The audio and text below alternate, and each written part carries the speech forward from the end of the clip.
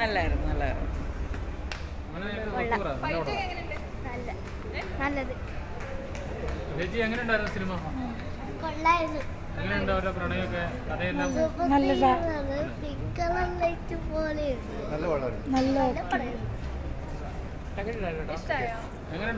അടിപൊളി അടിപൊളി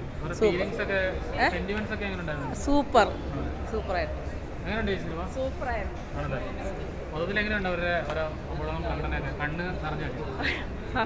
കുറച്ച് നന്നായിരുന്നു, നല്ല പടമായിരുന്നു, ഇഷ്ടപ്പെട്ടു. സൂപ്പർ. ഒട്ടും പ്രതീക്ഷിച്ചില്ല ഇങ്ങനെയൊക്കെ ആവും. നന്നായി. മൊത്തം ഉഗ്രം പടം, അടിപൊളി പടം. അടിപൊളിയാ. ആ കുഴപ്പമില്ല. കിടിലാണ്. ഇഷ്ടപ്പെട്ടോ? ആ പടം ഇഷ്ടപ്പെട്ടു.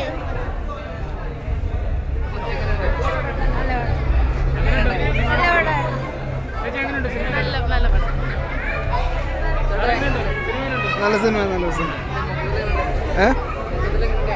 കുഴപ്പമില്ല, നല്ല സിനിമ. നല്ലായിരുന്നു, നല്ല സിനിമ.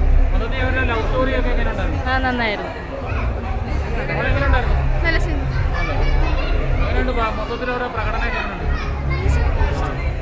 നല്ല ഫിലിം, അല്ല സൂപ്പറായിട്ടുണ്ട്. നന്നായിട്ട് വിജയിക്കട്ടെ. ഇഷ്ടപ്പെട്ടു.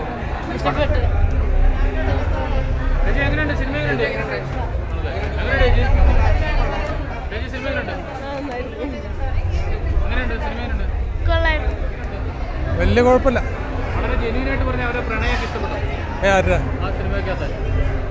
കുഴപ്പമില്ലാന്ന് തോന്നുന്നു. ഒരു വലിയ പ്രശ്നമില്ലാത്ത ഒരു പഴം. ക്ലൈമാക്സ് കൊള്ളാം, കുഴപ്പമില്ല.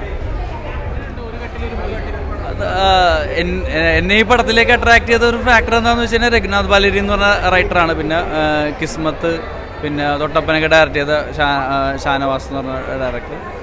പിന്നെ ഇതിനകത്ത് എന്താ സംഭവം എന്ന് വെച്ച് കഴിഞ്ഞാൽ ഒരു ഏതെങ്കിലും ഒരു ലെവലിൽ നമുക്ക് കഥയുടെ കൂടെ സഞ്ചരിക്കാൻ പറ്റിക്കഴിഞ്ഞ് കഴിഞ്ഞാൽ അത് ഭയങ്കര ഒരു ഭാഗ്യമായിരിക്കും. കാരണം എന്താ വെച്ച് കഴിഞ്ഞാൽ അത്രയും ഒരുപാട് എലമെൻറ്റുകളുള്ള പടമാണ്. നോർമൽ ഒരു പടം കാണുന്ന പോലത്തെ ഒരു നമുക്കിപ്പോൾ ഒരു എൻ്റർടൈൻമെൻറ്റിന് പല തലങ്ങളുണ്ടല്ലോ.